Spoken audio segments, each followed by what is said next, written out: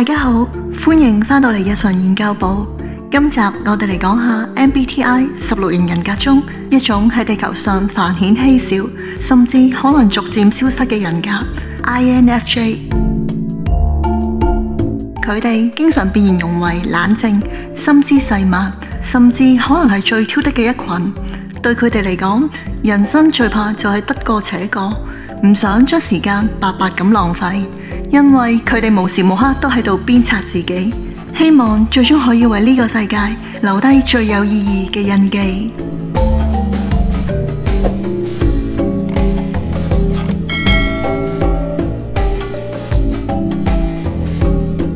根據估計，現時 INFJ 嘅全球人口只佔1至2%，而當中男性比例不足1%，比女性仲要低。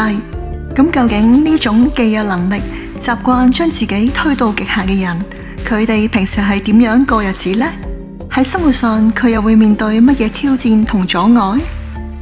或者你之前已經睇過唔少分析提到 INFJ 特別中意觀察人嘅肢體語言同微表情，似乎可以好準確咁睇穿佢哋遇到嘅每一個人。尤其係大多數 INFJ 都係博覽群書，對心理學、哲學同科學都有多少嘅接觸，再加上佢哋強大嘅邏輯思維同直覺力，使到佢哋能夠好好理解同適應社會規範，同時又能夠平衡自己嘅理想同現實世界嘅要求，可以講係 I 型人格中最入世又富獨特魅力嘅人格類型。接下嚟我會嘗試透過唔同層面俾大家更深入了解 INFJ 呢個性格。記住睇到最後。內在的挑戰。既然自然界所有動物都有佢哋嘅天敵，對 INFJ 嚟講，最大嘅敵人往往就係佢哋自己。擁有 INFJ 人格嘅人，經常覺得生活中好多事其實都可以做得更好。佢哋完全唔介意投入大量時間同精力，甚至願意犧牲個人利益，積極籌謀只係為咗解決或者拯救社會上大部分嘅問題，不論係通過個人支持、社區參與或者廣泛嘅社會行動。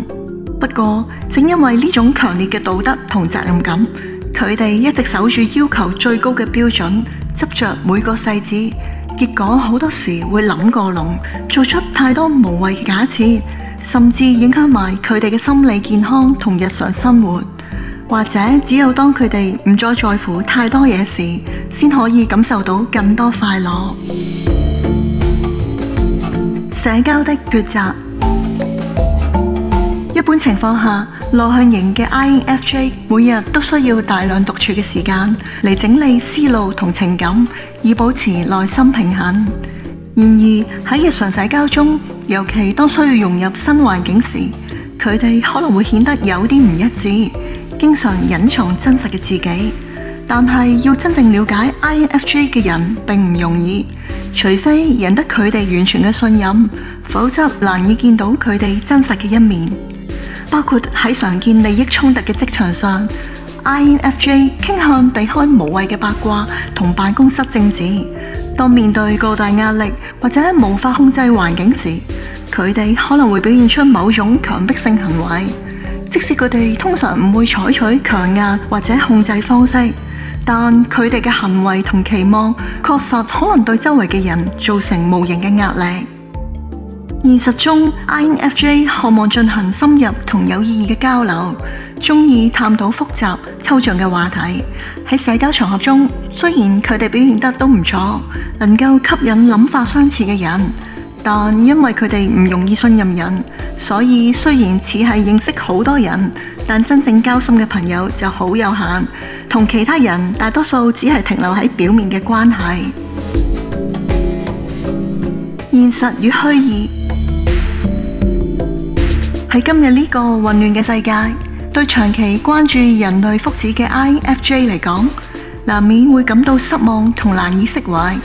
佢哋經常渴望將事物帶返去正軌，總覺得有責任去採取行動，有時甚至到想改變世界。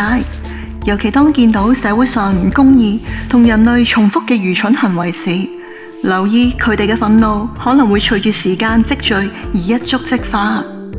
不過，大多數 INFJ 喺日常生活中都會努力控制佢哋嘅情緒，通常會表現得冷靜同好有耐性，將對外界嘅強烈感情轉化成自己嘅優勢，盡量避免成為個人上嘅弱點。就好似喺現實中，以下公眾人物可能被認為係典型嘅 INFJ， 主要係基於佢哋嘅行為、作品嘅分析同解讀再猜測。美國創作歌手、演員 Lady Gaga。I don't want to just take your money and sing for you. I want to help change your life. 日本動畫導演宮崎駿。本當に今の快楽のために子孫を抵當に出しているようなものです。南非民權領袖曼德拉。What is more difficult is to change yourself before you seek to change others. 瑞士心理學家 MBTI 理論創始人榮格。We must not pretend to understand the world only with the intellect. The judgment of reason is, at best, only part of the truth. 甚至仲包括以下你熟悉嘅電影同電視劇角色人物。命運與宿命。儘管 INFJ 嘅人好擅長利用佢哋天生嘅直覺同理性去應對呢個複雜嘅世界，但佢哋仍然好清楚自己同主流社會之間有明顯差異。呢種感覺令佢哋經常感到格格不入，精神上更加孤獨，驅使佢哋不斷反思人生嘅意義，甚至對命運同宿命嘅議題特別敏感。即使身處喺科學同精神嘅矛盾之中，佢哋都依然會努力揾方法去理解同適應呢個世界，希望揾到更適合自己嘅位置，並嘗試對生活種種嘅荒謬發掘出個中道理。最後，我哋無法否認喺技術上嚟講， MBTI 10類型人格只係一門偽科學。呢類性格測驗嘅目的主要係喺唔同階段中幫助測試者發揮優勢，並了解自己性格上嘅問題，作出改進。而性格係會隨住環境同際遇而改變，所以千祈唔好過於依賴，當做參考就好啦。睇到呢度，你對呢個被外界譽為諮詢師或者天生創造者嘅 INFJ 有咩睇法？喺10類型人格中，又有冇其他型格令你特別有興趣？歡迎喺下面留言，分享你嘅想法同經歷。